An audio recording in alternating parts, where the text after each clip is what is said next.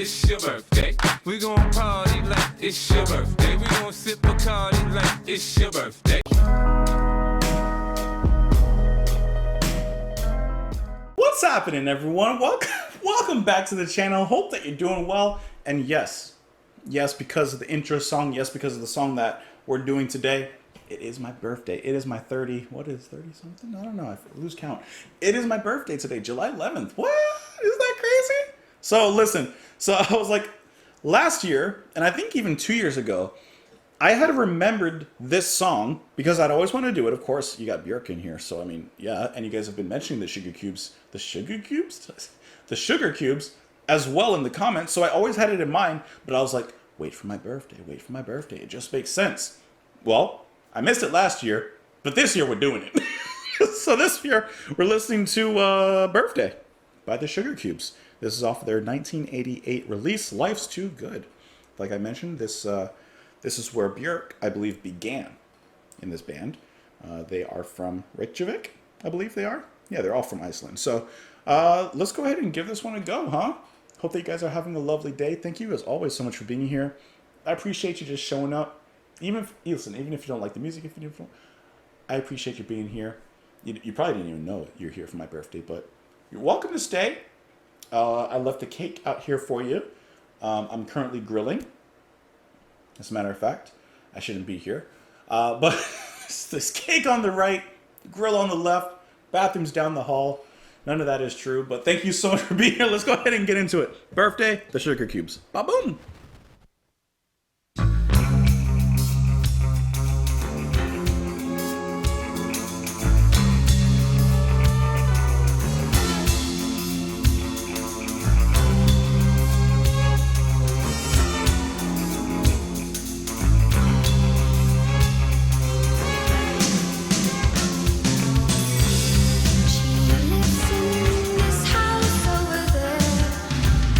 Has her well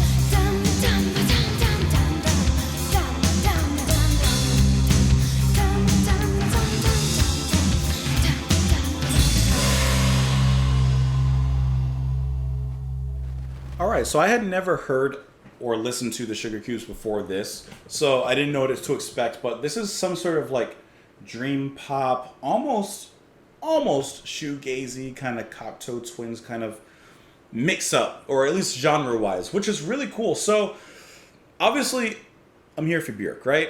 You're here for Björk. Everyone is.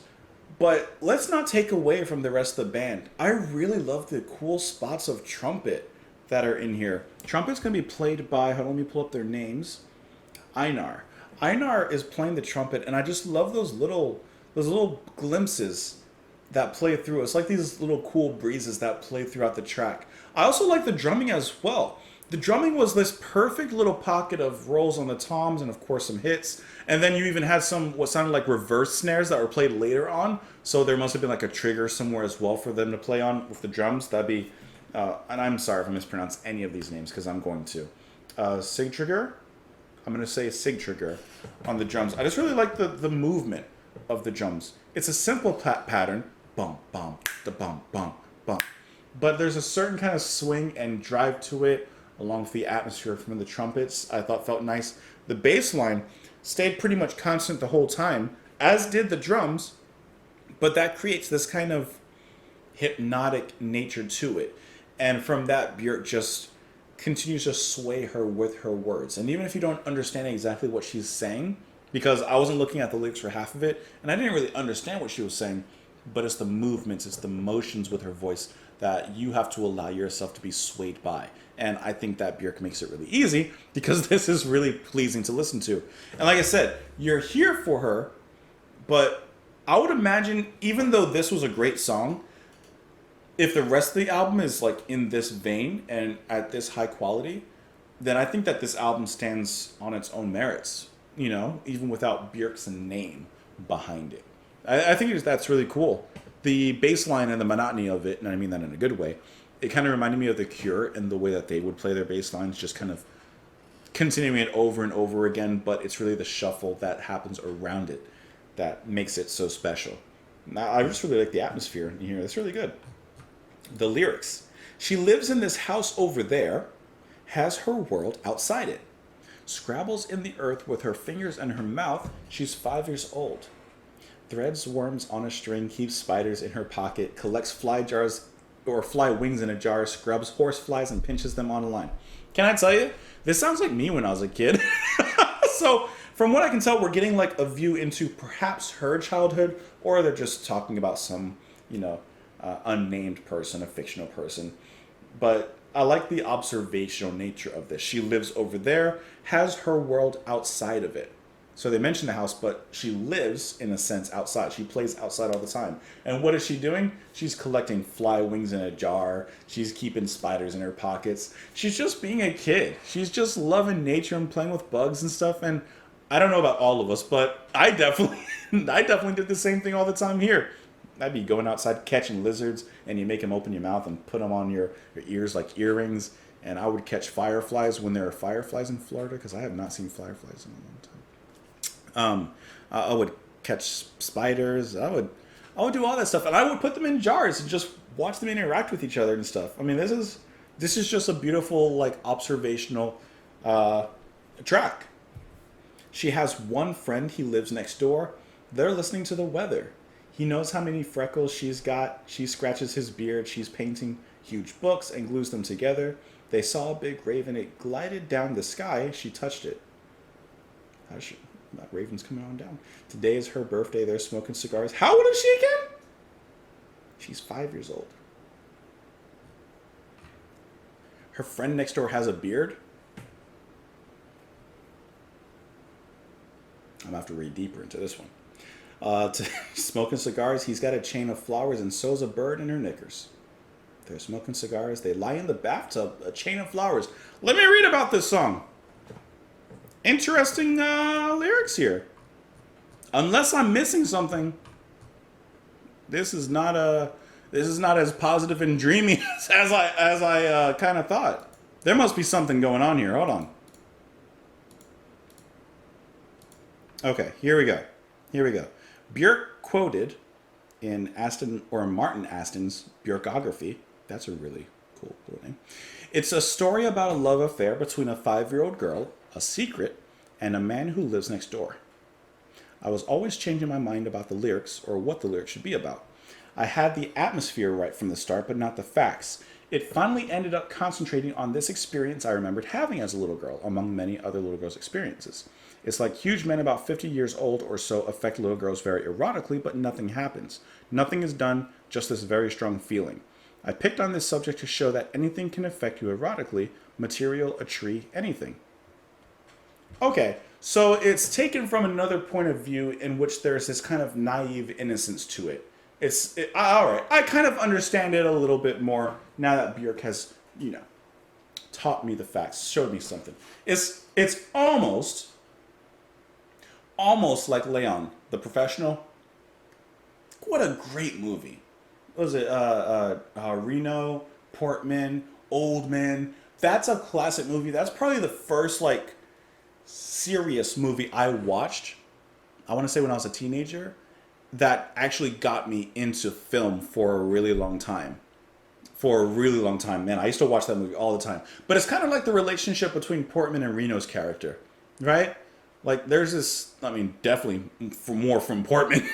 There's this kind of uncomfortable nature to it, especially if you watch, the uncut version or the extended version, whatever it is, which it's better that way. But, there's this kind of unspoken, like I said, more spoken from Natalie Portman's character. Eroticism, even though obviously it's wrong and Reno has nothing and wants nothing to do with that. But it's an interesting kind of perspective. Like I said, now that I read what Björk says about it, now it kind of makes a little more sense. Anyways, great track. Really, really great track. I wonder, is the rest of the album like this? It probably is. But this was really high quality. That's really cool. It's really cool. Anyways, let me know what you guys thought of the song. You can let me know in the comments down below. You can follow me on Twitter. You can support the channel on Patreon. You can do all these things. Thank you for being here, especially on my birthday. Thank you so much. And anytime I say that, I think birthday. Why do I say it like that? Birthday. I'm gonna go and blow out my 30-something odd candles, and I will see you later. Bye.